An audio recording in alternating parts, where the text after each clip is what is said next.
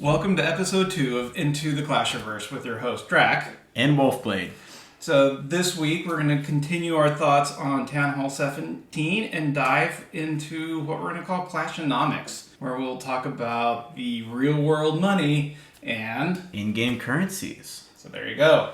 All right, so we've spent yet another week at Town Hall 17. Mm-hmm. We went through CWL. So how are your feelings of the game, Wolfie?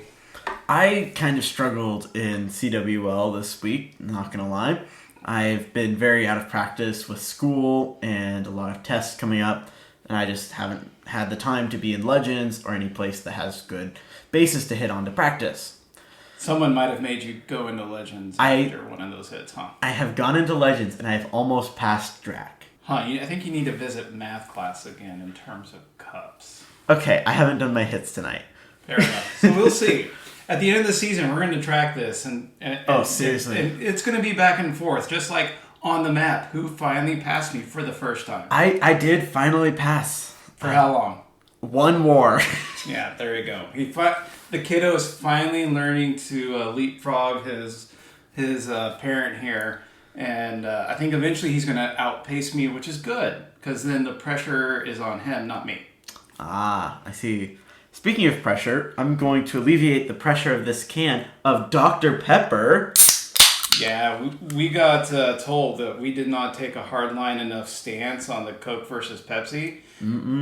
We're doubling, tripling down. Dr. Pepper all the way. Good Texas. So good. Yep. Texas native drink. Texas native for people here. Yeah, absolutely.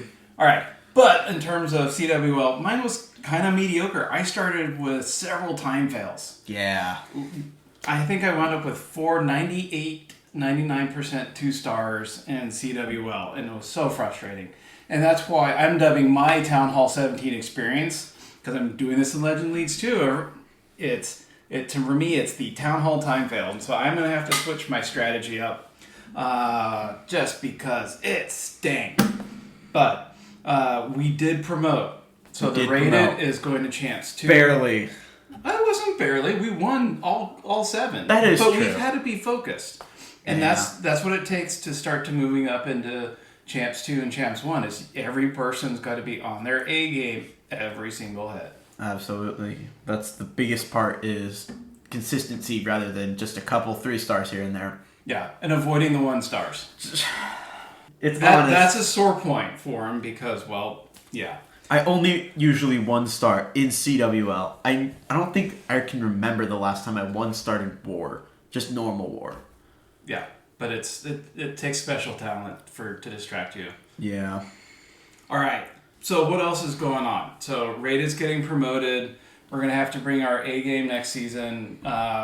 For those who want to join us in the Raid, check us out on Discord for the CFF family Discord server. Taking Town Hall 16s and above. Preferably, at this point, we're probably focusing on Town Hall 17s already. Yeah.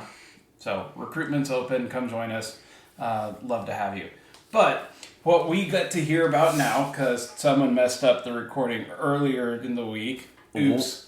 Error between keyboard and chair. Sorry, folks. So, we're a little delayed on that one. I just want to say, it was not my time messing with the technology. Usually, it is my fault. But this time, it was not. Surprise, surprise, yes. The software engineer who will not fix your printer, yes, messed up on this one. But given this time, we get to give the CWL update, and we actually got to see like the new skins and the scenery and the controllable heroes. So what are your thoughts on all that? I actually am really fond of some of these new skins and sceneries.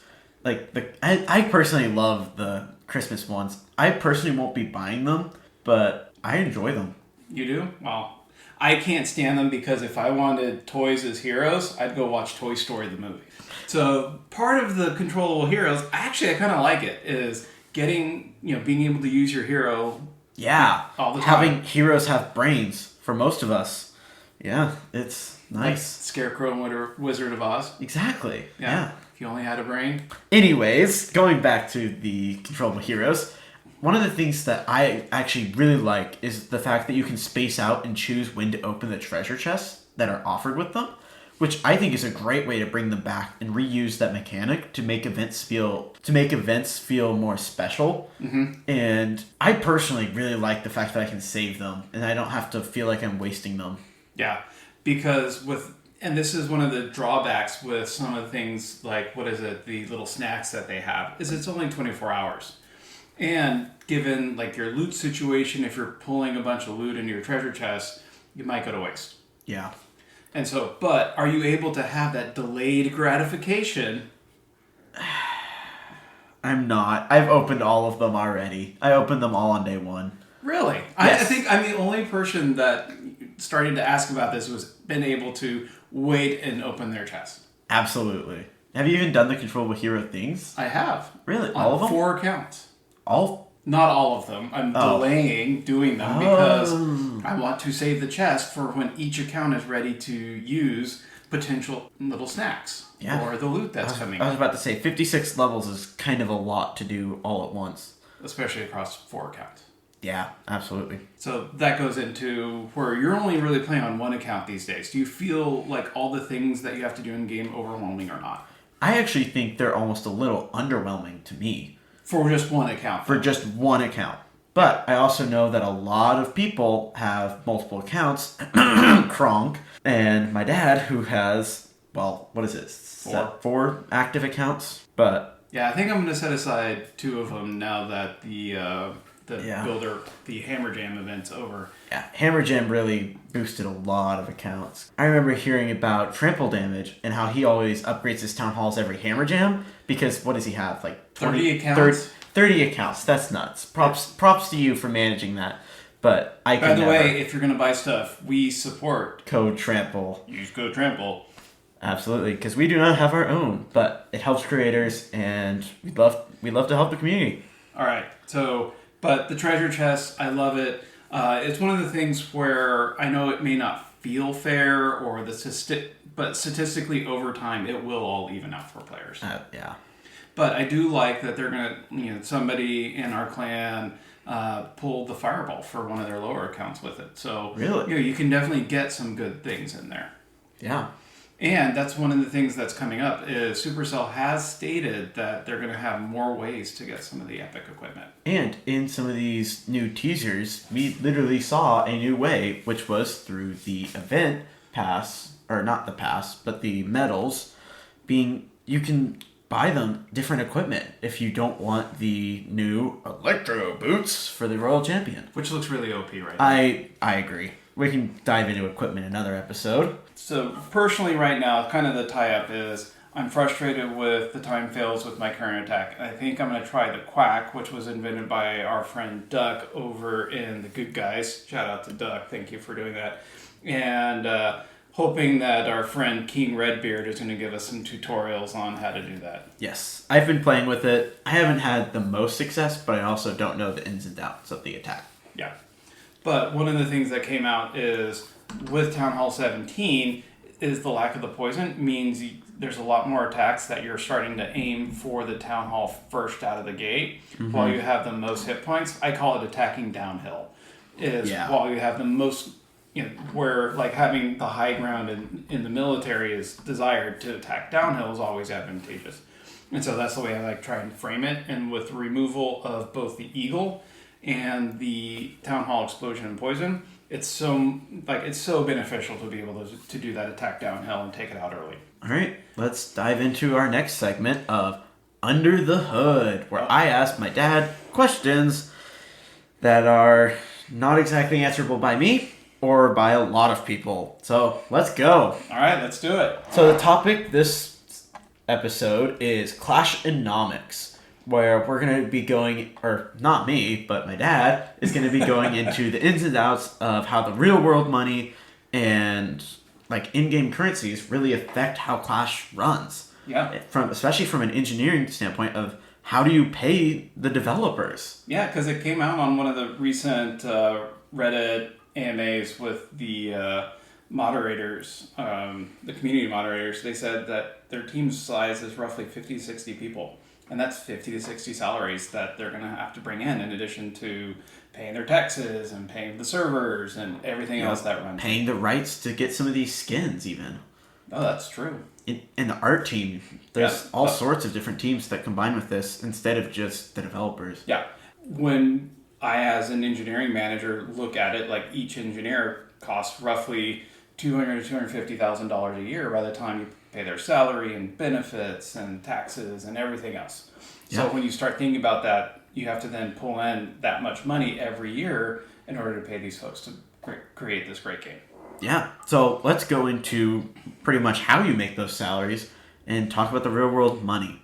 So the first thing I wanted to bring up is it worth it to buy these packs? And do you actually own these things since it's all digital?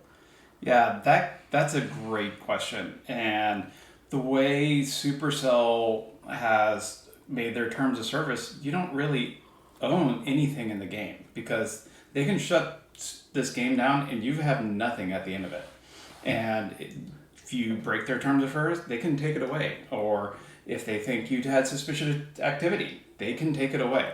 So just because you're sending them money doesn't mean you have any ownership of what's going on with your account in this game. Yeah, it's not like you're ordering an Amazon package and then as soon as it gets there, you physically own it and the company can't say, hey, actually, you don't. And just take it away.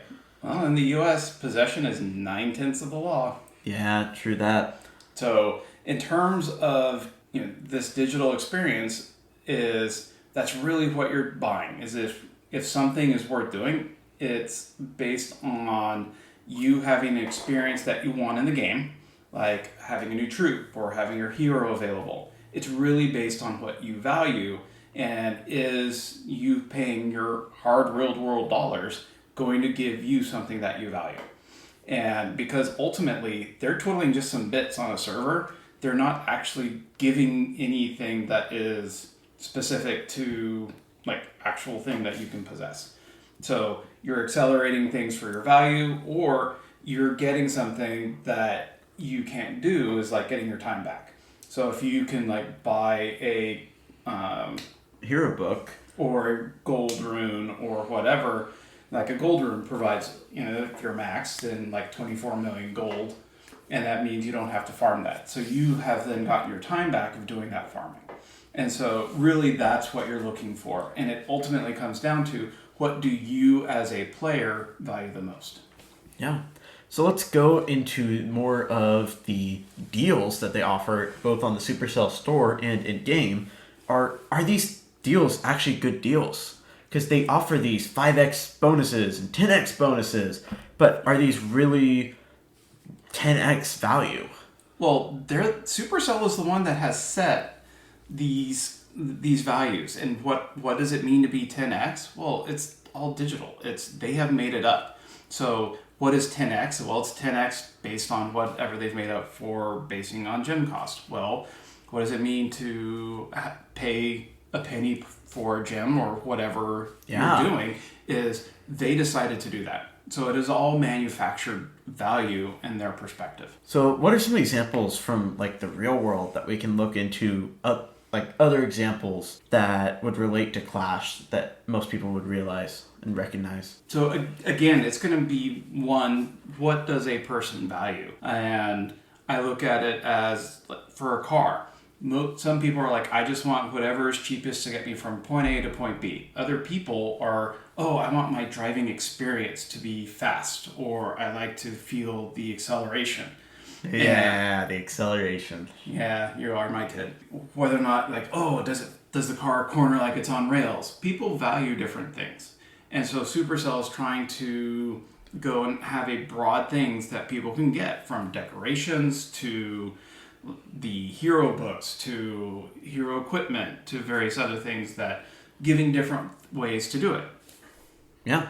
And so in the same way, like, oh, when somebody's buying a home, you might have a limited budget. So you're going to pick what you can afford for a particular thing, but you yourself as a home buyer will have different values than I do as a home buyer.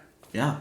Speaking of purchases and really upgrading your home, let's go into some of the in-game currencies and let's look at the loot balancing. Yeah. So what was it? A couple months ago, right before Hammer Jam, they did a balancing, or in this case, opening the throttle up of how much loot is exposed, especially from collectors, that you can get when you're doing raids.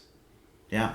So how does this affect the average Joe of a player, and compare that to someone who's really active and maybe does 10, 15 hits a day?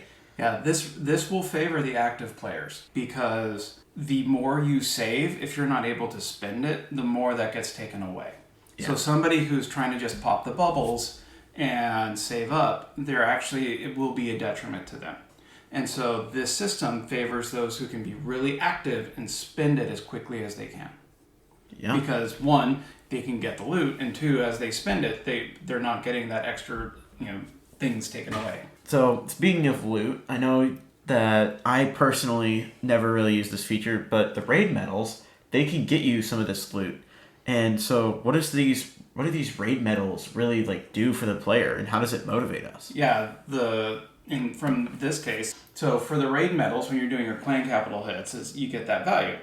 And it's a way to where it incents clans to participate as a whole to get their level of raid medals up. Maybe someday they'll add additional levels to the clan capital to where it'll be interesting and you don't have to hop between clans to dump your loot.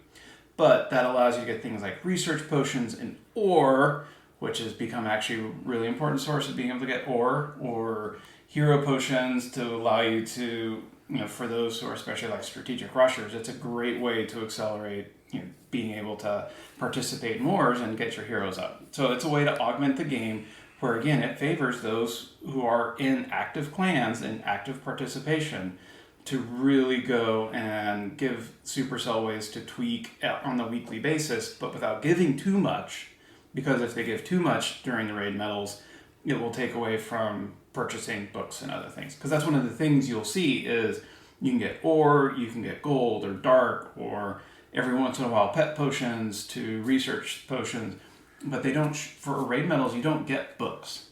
Sort of things that are really gem focused or in their store, you won't see up in that trader. Yeah. Speaking of ore and how that fits into the biggest economy deficit in Clash, in my opinion, let's talk about the ore economy. Yeah. So when this was announced, roughly a year ago when Town Hall 16 came out, it was one of the biggest shifts of the games ever. And having, initially off the bat, even when I saw the announcement, I immediately said Glowy is going to be the most important resource that you're going to get. And I can attest to this. Literally on day one, when as soon as he saw the numbers, he said that Glowy was going to be the deficit. Yep, it's going to be the bottleneck. And now with the Epic, when they released the Epic equipment with the Starry, that's also become something that is also a gatekeeper in terms of upgrading equipment. But if you choose to not use Epic equipment, it doesn't matter. But Glowy is still a bottleneck for both. Speaking of the equipment into the economy, we have seen a shift to the equipment as the focus of Clash that they are trying to do. Speaking of equipment, Clash says that they want to shift to a more cosmetic-driven kind of drive for the monetary chain, but recently it's kind of been seeing a shift with sticking with the heroes' equipment and the books, especially books. Yeah, heroes are still going to be a big source of monetization for Supercell. And it's their cash cow. It is consistent. And it is really hard to get a company to shift away from cash cows. Yep. And, they said that they try and want to do cosmetics, and they released the dragon scenery. But even there, you loved it, but you're like, nope, I don't want to pull the trigger on it. It's way too expensive. And it's one of those things where you can have really neat things, but it's because it's not providing a value or an experience to the game. A lot of people will have a hard time pulling triggers on really expensive items like that. And especially since you can only display one scenery at a time, collecting a bunch of these really expensive items, what are you going to do? I'm going to put it on rotation. Today I feel like dragon scenery, and, versus tomorrow I'll put up the next epic.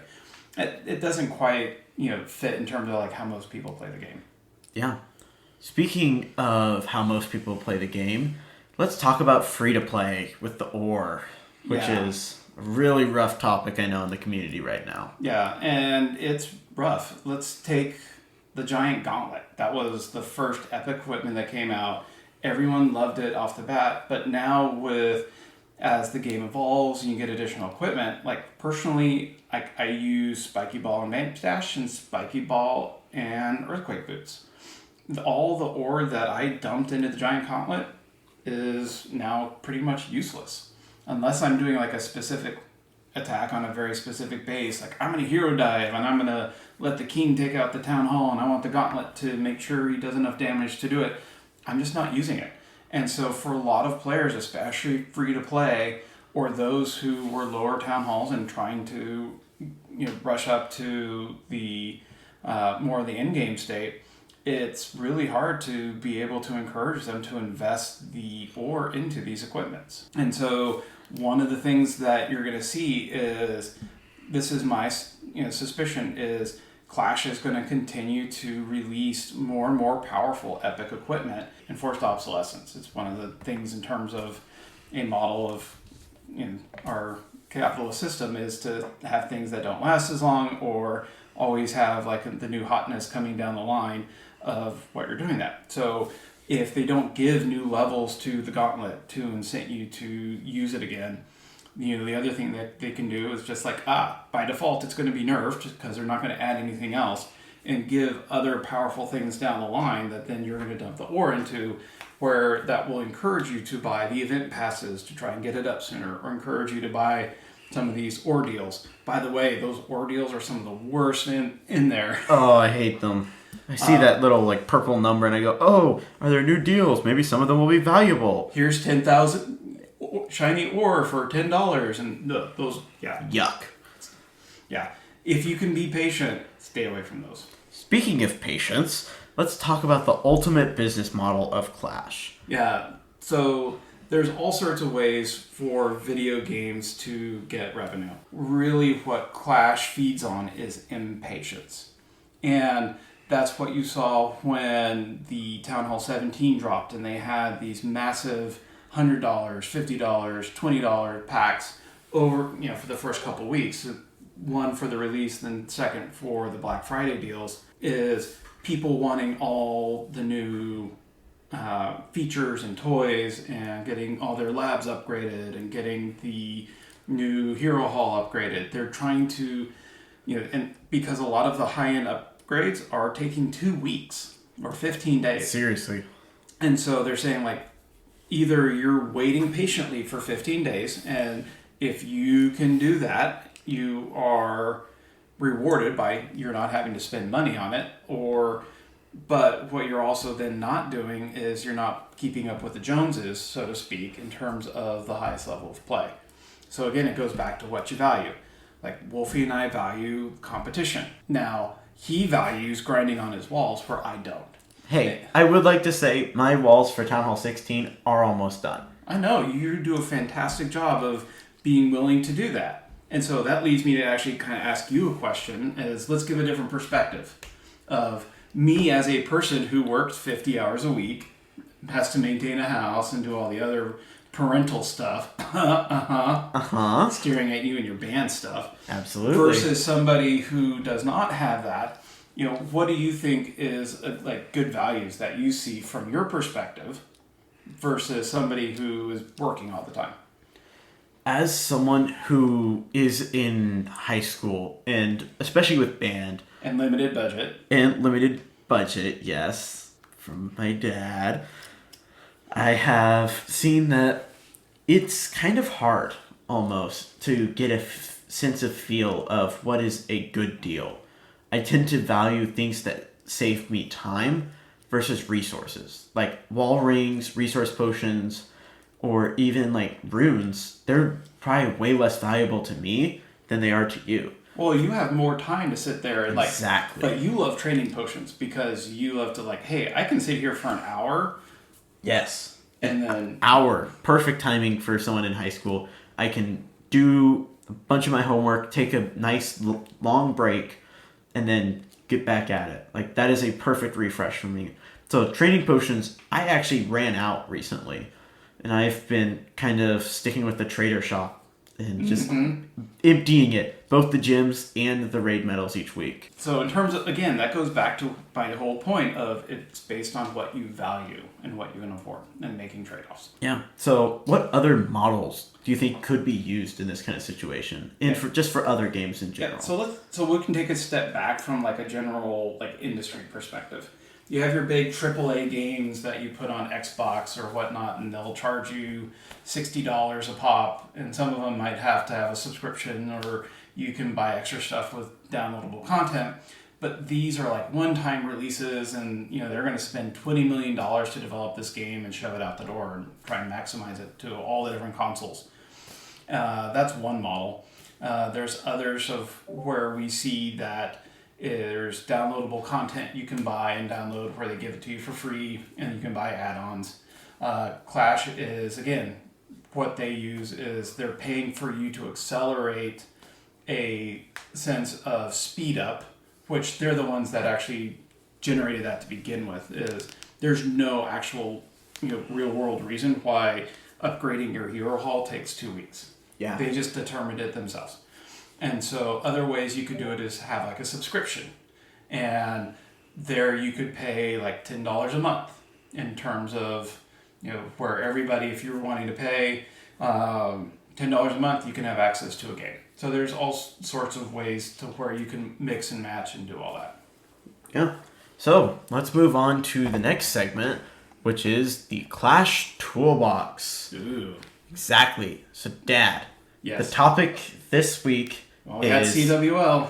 We did have CWL. So we're going to be talking about a Discord bot called Clash Perks for CWL. Yeah. So take it away. Yeah. Discord is probably one of the best tools that we in the CFF and the Red Thorn family use in order to communicate, because the in-game chat and game, communication it's just not great. And so what you can do within your Discord server is add bots to it. And one of my favorites is, one called Clash Perks. And really this time of year, because I am the rated warlord, when I'm responsible for doing the spins as well as handing out all the, medal bonuses that you get at the end of the week, is being able to look at who did well, not just purely number of stars, but who had like good deltas in terms of like they had strong defenses and doing other things. And so this is a bot that allows you to dump the stats and see individual performances, and not just for CWL, but also in season, who's doing well, who you're going to want to pull in. And you can also dump it to Excel spreadsheets, so you can then keep track of that over time. And there's another thing that's really useful for managing wars is you can set it up to where it will give announcements saying like, oh, for your lower town halls, if you want them to hit in the first 12 hours, you can send out a ping after 12 hours or 15 hours, whatever you want to do, of reminding members without you having to chase them. It will ping them in Discord. And so being able to have reminders in there is priceless, because try to check war, especially when you're busy in work, and send out reminders, that's tough to do.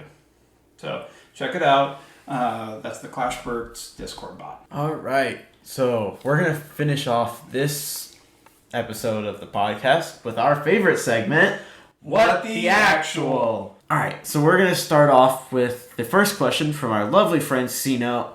Other than the gold pass, what constitutes a quote-unquote good deal in the shop? And this is going to lean back into what I was talking about earlier. It's what you value. Yeah. Ultimately, none of these things are actually a good deal. Yeah. Because, again, it is digital. So it's all about either helping you have a good experience that you're going to enjoy the game more, or it's giving you time back because you can't get more time in your life. Yeah. Yeah. So our next question comes from Darth Yoda. I'm going to field this one. He says, what are the best ways to hide my Clash spending for my wife? So first and foremost, I'm going to say don't hide things from your spouse. Ever. Ever. Unless it's a good surprise, like a birthday, Christmas, something like that. Surprises are good, secrets are bad. So, but if somehow you got advice to do things, you can always take cash and go get gift cards or, to like the Apple Store, or you can go and get like prepaid visas or other things. But I would not recommend ever giving that sort of advice about hiding spending in Clash. Ever.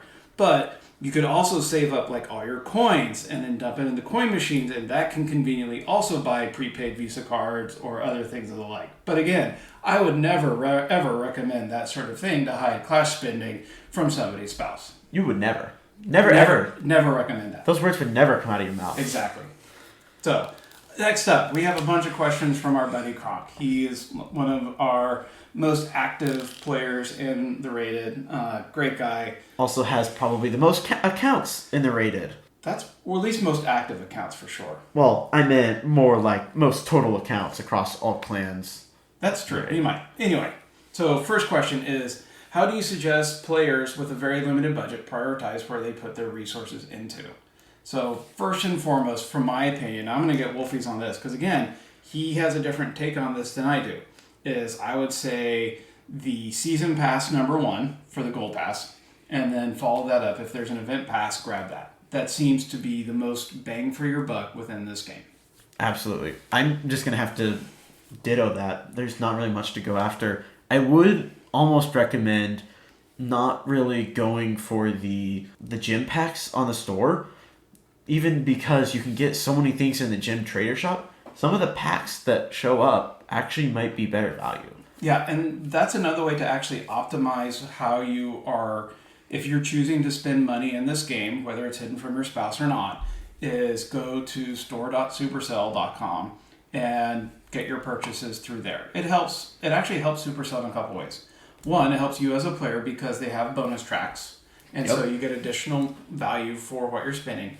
And a lot of times the app stores will take anywhere between 15 and 30% of a cut of any money that's flowing through there. And so that actually helps put more money in the pockets of Supercell and our buddies who are creators like Trample Damage and you know Clash Ninja. He's actually another good one, or Itsu or other folks. So go and hit up that store. But that's the best way in terms of maximizing your value. If you're going to drop $5 on the game, go to the store.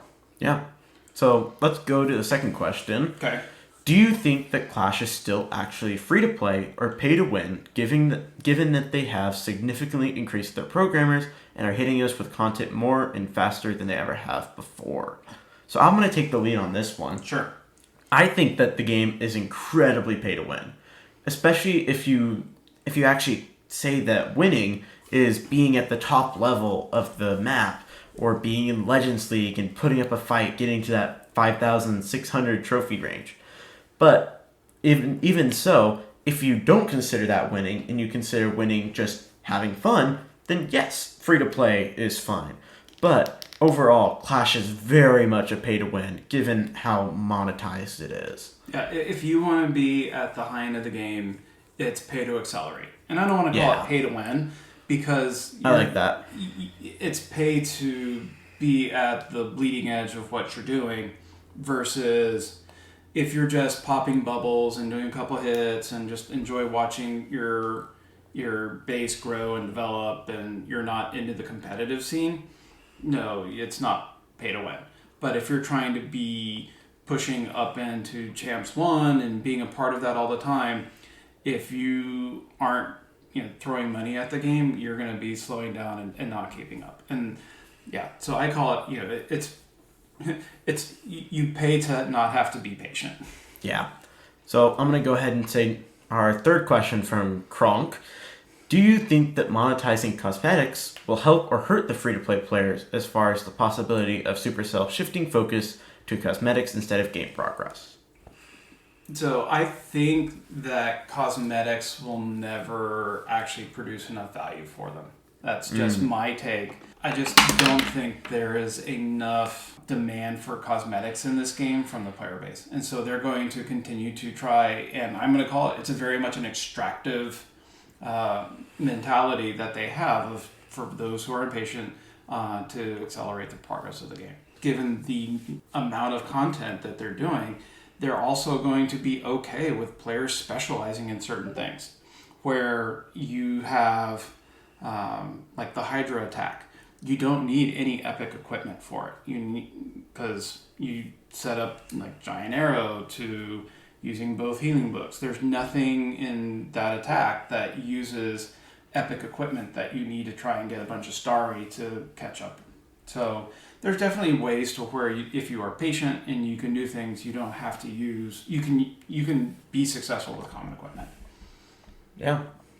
So I'll let you take it away from the rest of these. So speaking of epic equipment, Kronk's final one I'll go through quick is: do you think they're going to give different options for unlocking epic equipment? The answer is yes. Like treasure chest is one of them. It's not going. That one's very much random. I think they're going to add more opportunities to put things in the event shops that you can buy with medals. Or potentially, I'm curious if, like, for CWL medals, there might be ways in the future for doing that. They haven't updated the CWL medal shop for a long time, so I hope we get a refresh soon. And one thing I'm hoping is almost that the legend trophies could be used for that. Give incentives for people to push and go have fun in the upper ranks, which is what they're pushing for. Yeah, I hope they revamp the whole legend system and they come up with something fresh for the game. So I agree. So the next question comes from our own Fuzzy Beaver Nuts.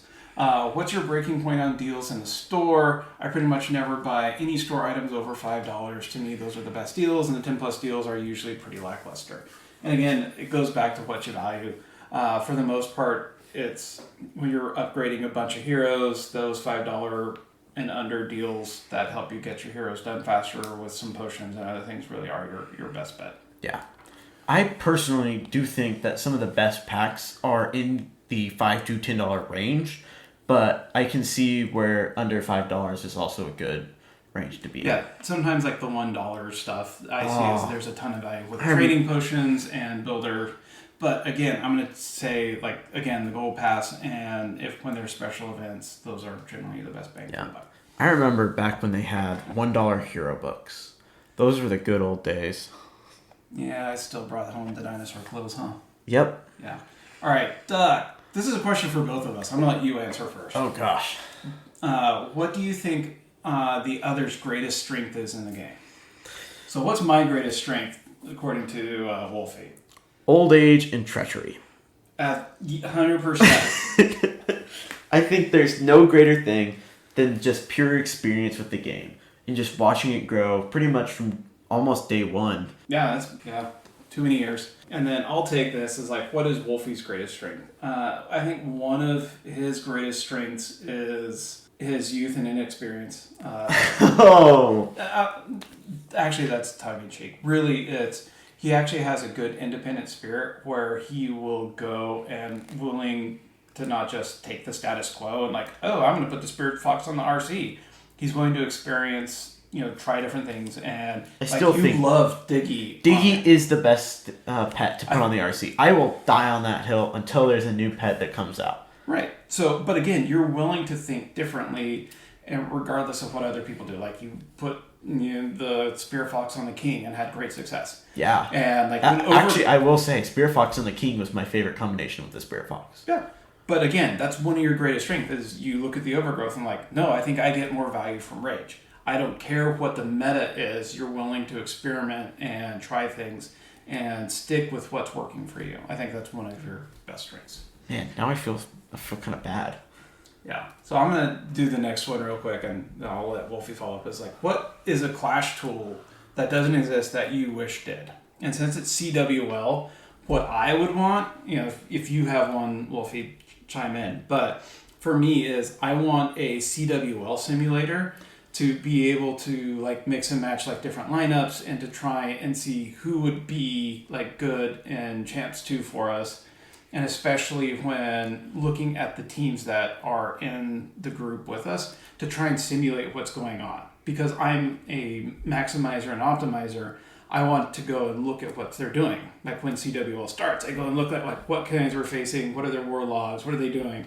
I go like which players are in there. I do a deep dive trying to analyze what's our chance of success. I just want a tool that optimizes that for me. And see, mine's a lot simpler. I want something to automatically build bases for me. Especially like those letter bases and progress bases. Oh man, those would do so much better. I remember I made Drac a custom base. No tongue-in-cheek here, but I think it's pretty amazing. Yeah, check out Drac over at the Rated. That progress base. Chef's kiss. I spent way too long on that. Yeah. What were we talking about? Squirrel. Ah, yes. The tools. The tools. But I wish that there was like an automatic base builder that you could do in like a web browser. Almost. And then just press a copy base link and then it shows up. But that's the gap. There are things that can like help design a base, but I don't think there's one that will then make it into a Clash base that you can download. Duck also asked, because I brought this up last episode, why do you hate Sneaky Goblins, Drac? It's not that I hate Sneaky Goblins. Taking back your claims. Absolutely. I can't trust this person. He doesn't use Sneaky Goblins. Anyway, we're going to discuss your allowance this week. Okay, I hate Sneaky Goblins. Yes. They're awful. Yeah. No, I'm glad. It gets you a lot of walls.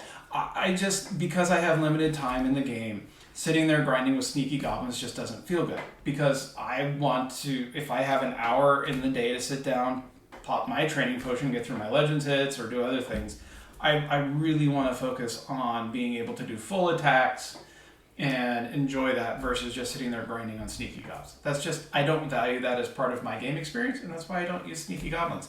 I used the Goblin Dagger and Gob Knife years ago, and I had my fill, and I just don't need to do that now. And that's why I don't use Sneaky Gobs. And I also feel slightly dirty just being able to take a bunch of loot, not leave people good shields. But yeah, that is one thing that I will admit for my Sneaky Goblins is I do feel kind of bad. Yeah. But then again, when I hit a 3 million base in Hammer Gem, I don't feel bad. Because that loot's mine now. I upgraded almost a full wall.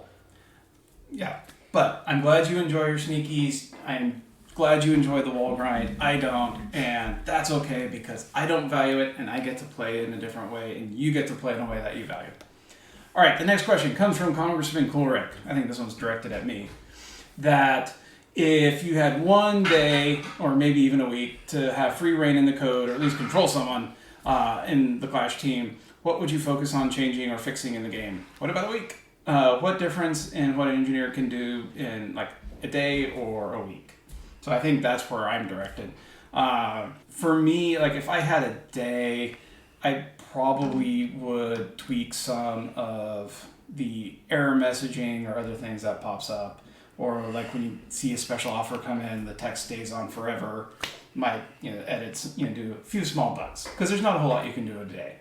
If I had a week, I'm probably overestimating my current abilities, but I would love to expose the hard mode and give it like tweaks where you can configure like the percentages and other things. Like little bars that you can adjust the percentages instead of just having one mode. Yeah, I would make like almost like.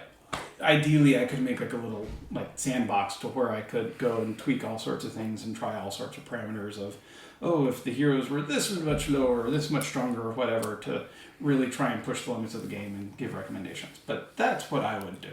Our last question comes from Fuzzy Beaver Nuts. The Fuzz Nuts. If Supercell offered you a job in Helsinki as a developer for Clash of Clans, would you take it? The answer would be no. Because I do engineering management and I like being in positions to where I have influence, and flying and moving my family across the country for just being a hands-on developer is not what I would take. On top of the language barrier, that would be something to look at too. And you enjoy where you are going to high school, you'd have to finish. Now, once you are out of high school, we can talk Supercell if you would like me to come help run your engineering teams over there. And if you gave us a discount on your Supercell store, I think it would really help. Let's go with that. So that's all we have this week. Next week, we're going to bring on one of our favorite people that just asks the question, is Fuzzy Beaver Nuts. Fuzz Nuts. And so he's going to join us next week as our first guest. And I hope you have enjoyed this episode. We're part of the Rated, which is in the Clashfile families and sister clan to Redthorn. You can find us over in the Redthorn Discord server if you have any comments, feedback, or anyway you just want to come hang out. We're also on YouTube. We're setting that up to where we're going to start posting there as the Clashiverse. And Same thing find us on Spotify and Apple Podcasts. Subscribe if you want. We'd love for you to join us next time. Yeah. See you all next time.